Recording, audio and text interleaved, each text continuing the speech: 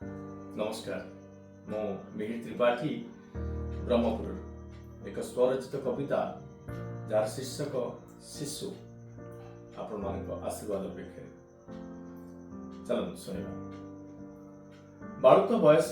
निर्मल निर्माया शुद्ध पवित्रता भाषा कौड़िया मन हस आनंदर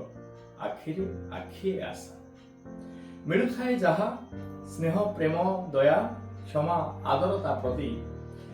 लुचि अंक कसे किए भल केते किए ता आदर्शवती निजकु गढ़िब कहा परि हेब निज रूप निजे देव कुंभार गढ़िले फाटी भांगु थाए उत्कृष्ट न जेबे हेब न छुईबा जाए मोह माया देहे ठाकुर शरीरे थांती छोट काया कही छोटिया मननी शिशु ही जग हसांती दुख को भूलती लुह को पियंती जदि शिशु हसी बढ़े सुना फलुथिबो देश हसुथिबो जदि शिशु भल बढ़े संस्कार संस्कृति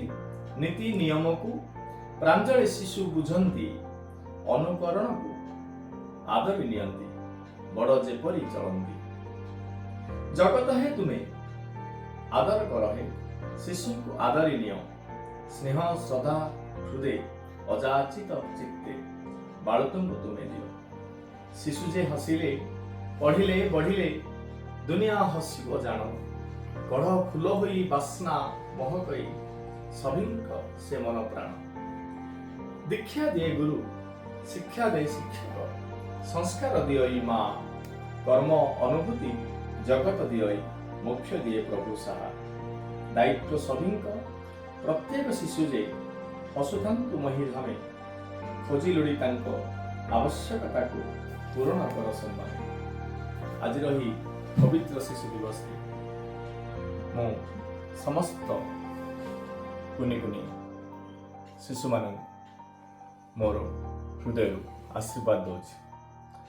भगवान सृष्टि रे बिना शिशु भविष्यत अंधार प्रत्येक शिशु को गढ़िबा आम समस्त दायित्व कर्तव्य स्नेह आशीर्वाद से स्थिति पहुँचाइबारे सहायक हुए। धन्यवाद। नमस्कार।